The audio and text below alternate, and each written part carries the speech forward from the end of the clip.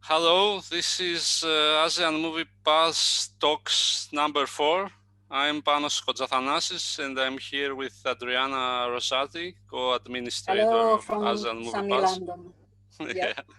Yeah. Is London sunny today? No, it's called British humor. Ah, okay. Okay. It's rainy, actually.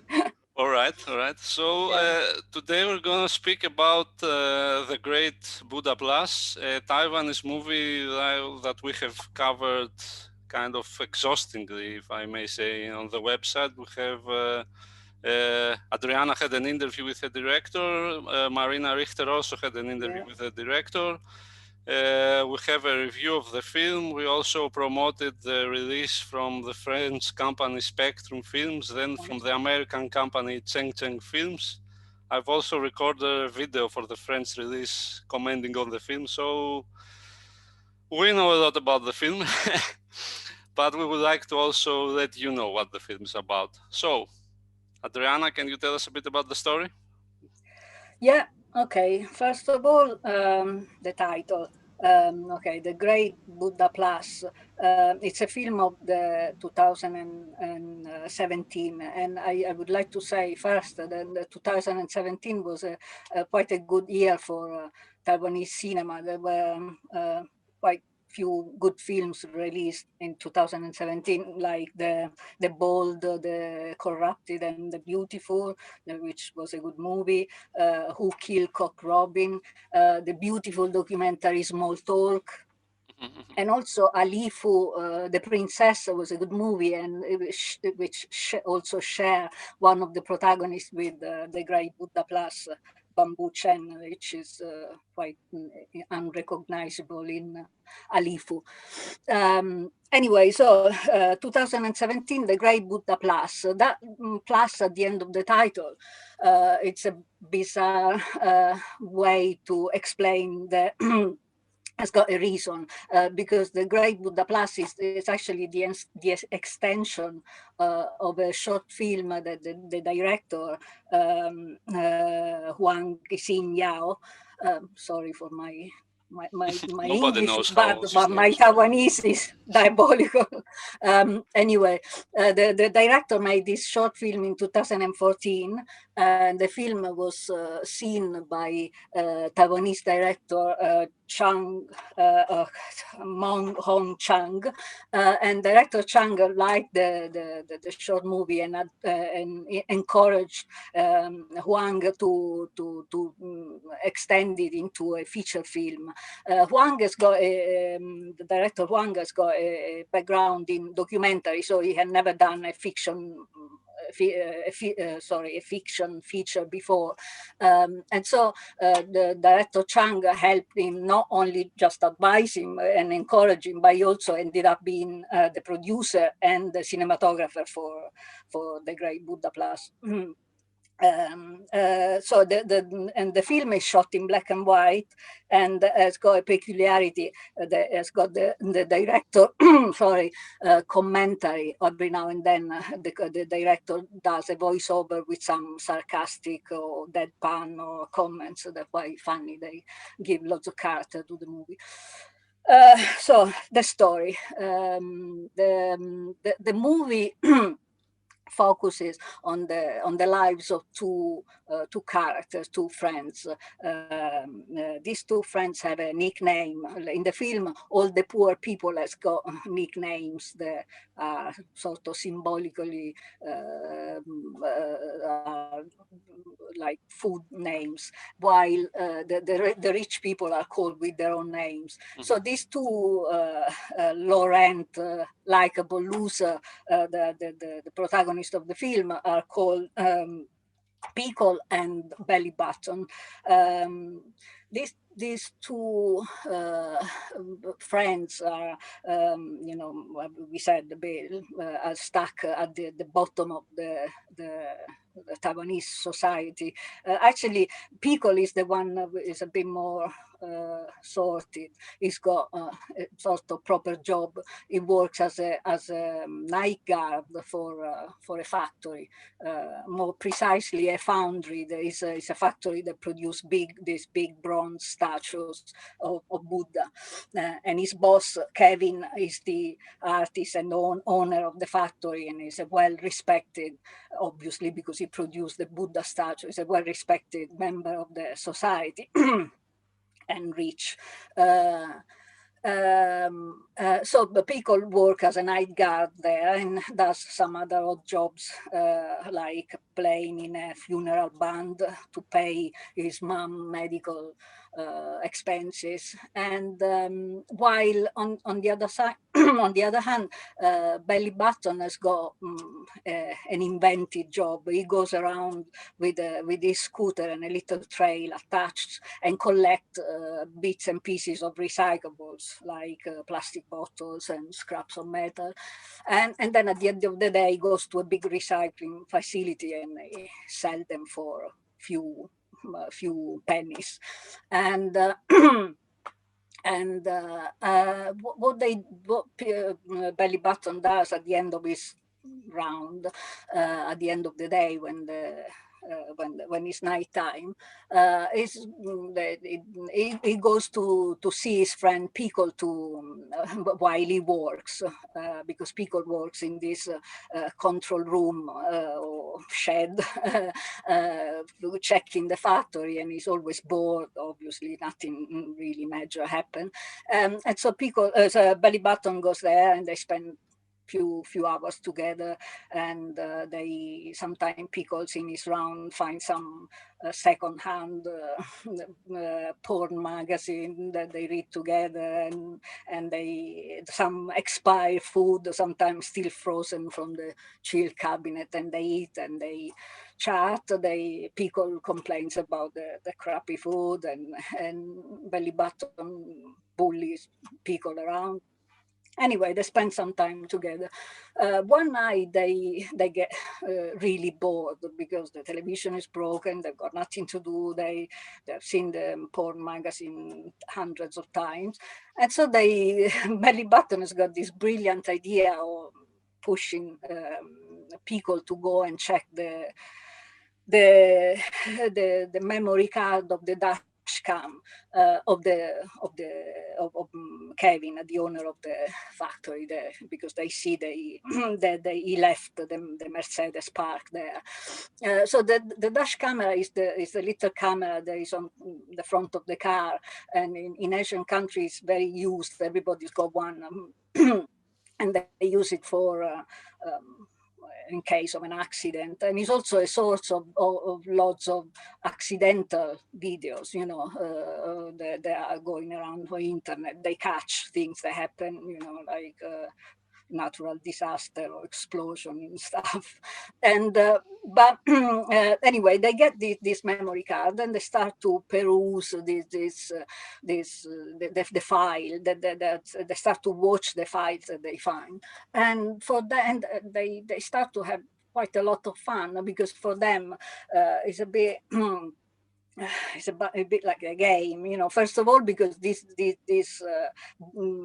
footage that they see is shot from the camera, so it's a sort of in a point of view first person mode. So it's a bit like a video game, and so they start to enjoy this game of virtually going around in places they will never go, to see places that they will never see, big luxury side of the big cities, and lights and stuff. Also because one thing maybe we talk later a bit more, but the footage, while the film I said is in black and white, the footage that they see is in bright colors. So for them, it's like a portal to another universe that they don't know, the world of the rich. So, and also the funny thing is that they can hear something, the bits and pieces of conversation of the people in the car, and they are quite intrigued because Kevin is a bit of a womanizer and a predator of young women. So this conversation in the car very often are a bit saucy, a bit kinky, and they can start to imagine imagine what's going on in that car, and so lots of fun. And they get addicted to this little pastime, and and so these things goes on for a few days until one night they watching this dash cam footage, they see something that they shouldn't have seen.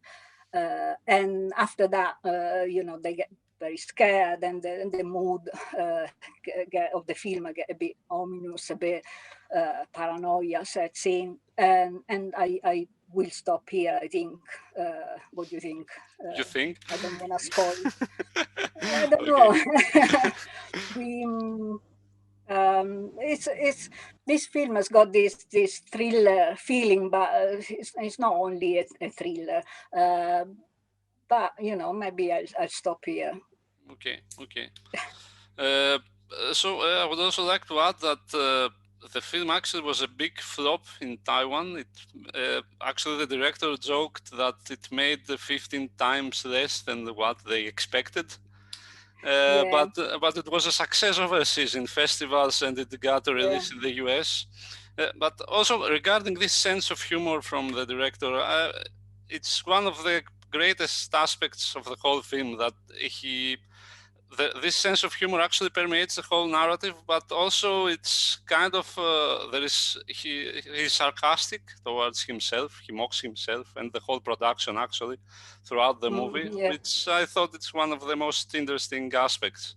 Also, it's like, there are the interactions between Pickle and Belly Bottom, because Belly Bottom always tries to make these smart jokes, but Pickle never gets them. So Pickle is always with a perpetually stupefied expression in his face, which is really fun. He just doesn't understand what is happening yeah. at all. It's a bit funny how this collaboration of the two.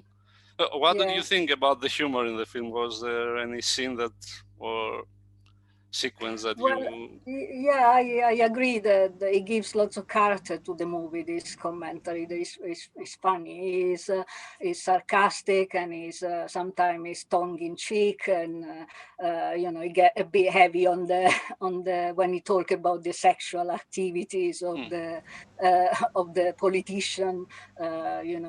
About the secretary using the joystick, and Yeah, the politician doing the prostate detoxification yeah, with yeah, the secretary.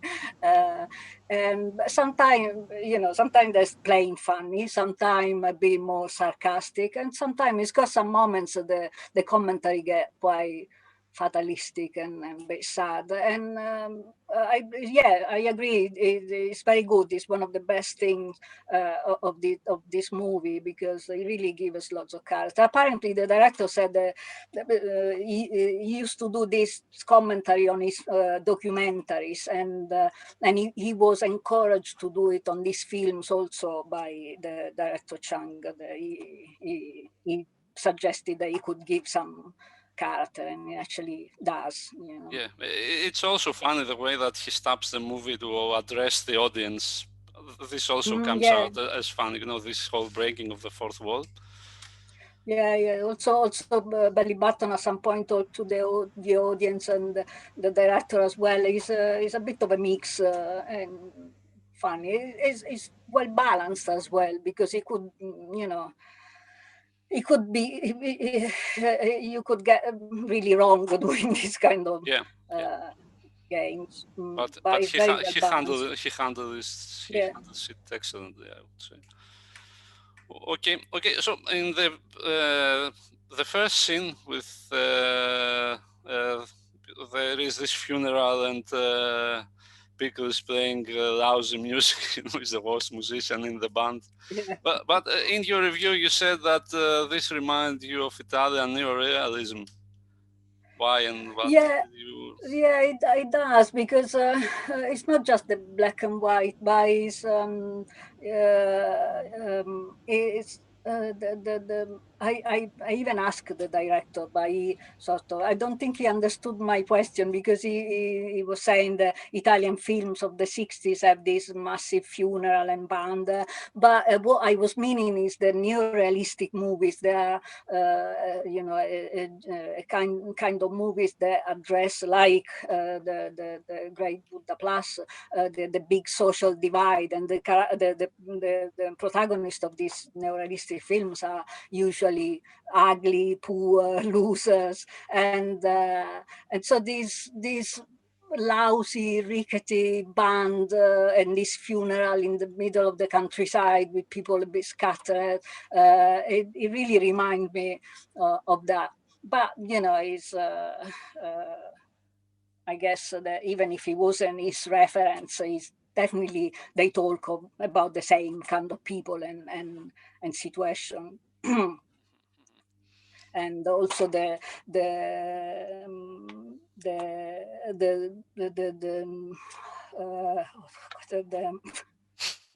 sorry. I don't know what you're talking The about. corruption no, I was saying the corruption these poor people lives on the background of and compared with the corruption of the politician. So that's the theme of the neorealistic films and the Great Buddha Plus. So that's why it reminded to me. Yeah, And yeah, yeah, because okay, there is this humorous approach and the comedic element, which is very intense, as we mentioned. But the social comments of the film are both eloquent and pointy. It's evident what he's trying to say, and he has to say a lot about this stuff. I mean, okay, the most obvious thing is okay, the gap between the rich and the poor, which in this particular movie is quite intense. yeah, I mean, the boss of Pico's boss is like he's driving Mercedes and having the best girlfriends and whatever he wants. And then there yeah, are these two guys who have like to pick garbage to make a living or have this job that with no future, and they have no girlfriends, they have no social life. yeah. Yeah, this is one of the main points of the film, I think. But it's also, I also find a bit ironic and funny the way that it's actually the poor that they end up watching the lives of the rich in the movie. It's like usually in such films there are rich people who like have this, they make the poor do different stuff and they record them and have pleasure on it. But this time it's the opposite. I thought it was a bit funny the way this part unfolds. That's quite a big part of this movie, this watching that footage, and he highlights that part with this trick of the color as well. Yeah, yeah.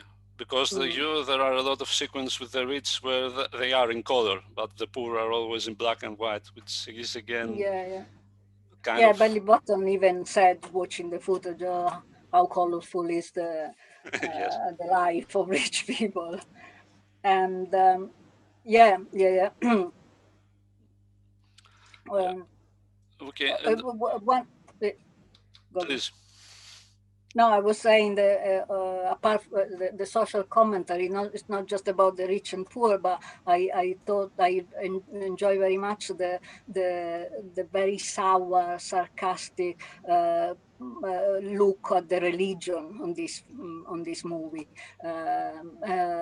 One is very obvious. Is the duality of the big Buddha in this factory where all sorts of things happen. The big Buddha is the highest spiritual figure, and he's in this film is made of a very heavy bronze, and he hide a nasty secret as well, and he's in this factory. The factory is like a symbol of capitalism in a way, even if it's a small factory. I actually see the factory a bit like Kevin's own personal little temple to money and power, because it's where everything come from, his social status, his power, his money. But this is the more obvious. But also, for example, I found very funny when after Pickle and Belly Button see on the footage what they shouldn't have seen. They get very scared and they don't know what to do, and so they try to ask to the gods what to do or some advice. So they go to this person that they know that is a civil servant, but he's also a medium at the temple. And so there is all this ceremony, this seance, and the possession of, the god possess the man, and the man deliver the message that the god, and the message is something like, respect your parents and be good to your country, something really stupid, very vague, so they're not very happy. So their friend Peanuts, there is one of the less another character in the film. He took her to his uncle. There is a tender of a temple to the politician Chiang Kai-shek, and then even there, the uncle says, "Oh, the Chiang Kai-shek came in my dream and told me the message in the end was something like the gods sometimes choose certain people." Another very vague message. So I thought I like this delivery, the sour glance on the religion. Also because he was explaining in the interview this religious group, even Buddhist and Taoists, are very rich and empowering in Taiwan. So I guess he addressed them. In general, I think he also criticizes Confucianism in general. He actually, in the interview, he said that he dislikes the Confucian idea that we should honor the age unconditionally, which is a big thing to say in a society like the Taiwanese. But Confucianism is still like the main way of thinking. That it is not a religion per se. And and it also talking about this they said, sorry to interrupt you, I just wanted to say that he introduced another little character in the movie, because the uncle, the trickster, because he doesn't like this idea that you have to love your elders and your family, even despite whatever they do. There is this character at the end when Pickle is concerned because he's a bit scared, if something happened to me, who is gonna take care of my mom? So the only person that he could think of is the uncle. So he goes to see this uncle, and this uncle is it's a compulsive trickster and liar, and he's a very funny one. He's a very funny character. He's a guy that sells spectacles, reading glasses, and so Pickle is always this stupid, always a bit naive, try to explain, about his mom, and this man talk and wanna sell him glasses and make him try some glasses, and in the end, Pickle doesn't manage to say what you want to say, and end up buying his own glasses because in the tricks that the old man does, he ended up paying for his own old glasses. Poor Pickle. So yeah, that was the figure that they introduced to deliver his dislike of this respect for elders without reason. Yeah. And another part of the criticism is also like all those things that you mentioned, and you also have like how the police works, how the politician works, and how religious leader work. And the movie shows that they are all in cahoots, they are all corrupt. Yeah. And and it's like, I think the scene where the negotiation for the price of the Buddha and how they want it to be between Pickle's boss and the religious leaders is probably one of the most hilarious in the film, because they are actually they are attacking each other verbally, but they are also try to keep appearances and appear like they are respectful Buddhists and such, which is a really funny scene. I don't know if you remember that scene, I guess. Yeah. It's one of the most memorable scene of the movie. There is this back and forwards, with lots of innuendos and a battle of wits and words, and also funny because the person talking with the religious authorities, the Congressman Cheng, there is a good friend of Kevin, the owner of the factory, and is one is sleazy Yeah. politician, and the actor that play Congressman Gao is called Chen Yi-wen. It's another director. There are few directors in this movie that play different parts. Even Belly Button, Pickle, Chris Chuang is a director. Mm-hmm, mm-hmm. And Kevin is Leon Dai, is a very well-known actor and director in Taiwan. Anyway, yeah, this conversation between the politician and the religious authority is very funny. Yeah, and another scene I really enjoyed because it's really totally unexpected is the scene in the pool where they are just starting talking and then it turns Yeah, like into a musical of sorts with that man, yeah, with the guest singing and dancing for no reason. And you say, well, what's going on there? This is like another movie at some point, but it actually yeah. fits in the narrative. It works really well. It's very entertaining, right? Yeah. It's a bit like it looks like a film of the 70s in this indoor pool with columns. That they were quite. They were very good with location in this movie. They are bizarre and strange, and they found this location. The director explained that actually they were looking for a hostess bar where to set a scene with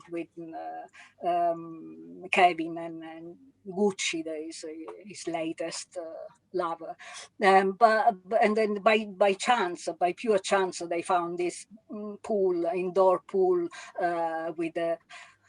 with a poolside bar, and it's a very funny place. Also because there are all these politicians with bellies and swimming trunks and bare chest, with the women in bikini, the girls in bikini, the singer in swimming trunks as well, and also a band playing music at bare chest with Yeah.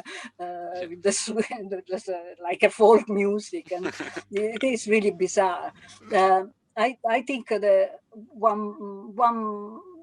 uh, one amazing skill of the director that probably come from his experience in with past experience with documentary is he's a master in storytelling with images, and there are so many memorable scenes Yeah, in this yeah, film. because it could easily become like there are many episodes in the film, like different kind of Yeah, episodes and even sure. differently shot. But he managed to combine them all together and make a compact movie. This is not Mm, episodic nature like a number of short films that they came together. sure. It's very Yeah. compact. I think this is one of the best parts of his direction and writing, of course. Mm, mm, mm. Okay, okay. Yeah. Also, one of another important appeal of the movie, I feel, is like both Pickle and Barry Button, but particularly Pickle, are like extremely likable. Like, isn't he? Like, you would want to hang out with this man who probably would not understand anything you say because he's illiterate and not very smart. But he's like, you could go out to have a beer with him, right? Yeah, they are very likable. Also, it's very nice the interaction that they have. They are a bit like an odd couple, this sort of comic book kind of old couple, and. Yeah, and also there are lots of other very likable little characters in this movie.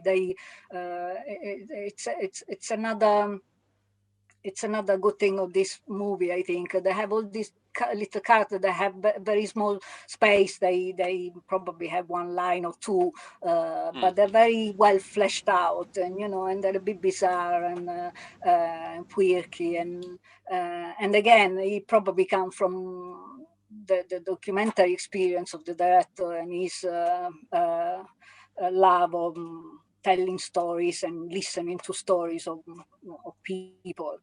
Um, Yeah. like, for example, there is the character of Sugar Apple. There is another very likable character and a bit mysterious, and it's just a friend of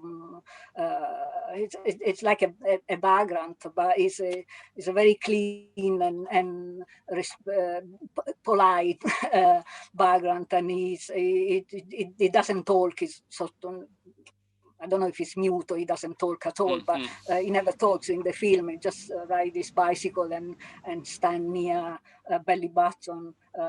They eat together sometime, and he's got this. It's a very poetic character, and he's got another beautiful scene of the movies where Sugar Apple lives, because he's settled in a little naval signpost on the beach. It's like a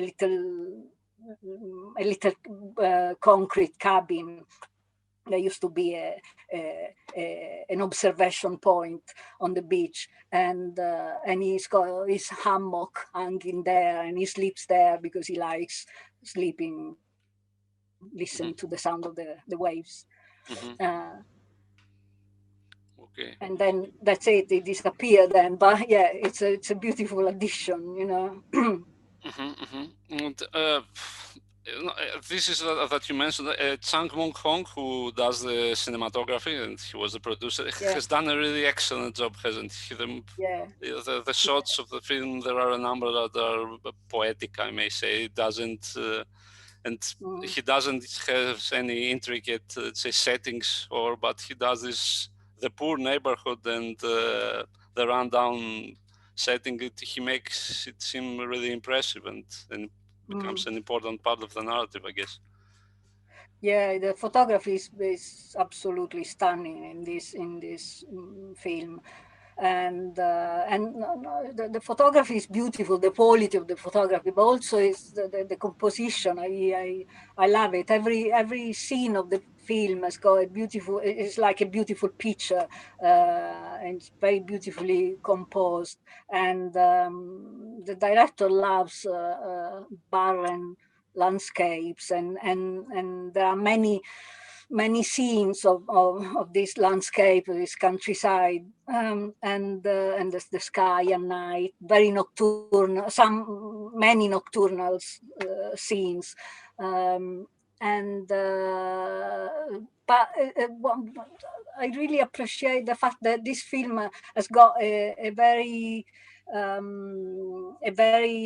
arty kind of Yeah, yeah. feeling because of this beautiful photography, but it's not pretentious at all. It's a very down to earth film, and it's very empathic. I don't know if you saw this mix of like the likable characters, the commentary, the social awareness. I don't know, but Yeah, it's really yeah, yeah. appealing. Yeah, the Yeah, visual approach is kind of art house, but the film is not like that. It's not slow. It's yeah, not. Yeah, exactly. it's fun. It has action. It's all of it. Yeah, yeah. And one last thing that I want to say is This. the director said that he loves the magic realism, and I think this film is his interpretation of this magic realism, because it's very subtle. Every scene is very realistic, but has always got something slightly surreal, slightly off kilter, that make it a bit magic and different. Hmm, hmm. Okay, I guess that's it. I think we've exhausted the film to a point, at Well, least. I think you guessed that I love the film. Yeah, yeah. Well, I love Yeah. the film also. I love the film also. So in case you want to see it, the film is released by Cheng Films in the US and by Spectrum in France. I guess it's easy to find, and I'm sure at some point it will be on Netflix. It's one of those films that it will end up there probably. Yeah. So that was ASEAN Movie Pulse Talks number 4. In case you like these things, you can also subscribe to our channel. We're gonna publish probably one per week, and we also have a lot of other things in case you want to check the channel. I'm Panos Kotzathanasis, and Adriana Rosati. Thank you for watching, and see you next week, or maybe sooner probably. Bye. Okay, bye. Bye-bye.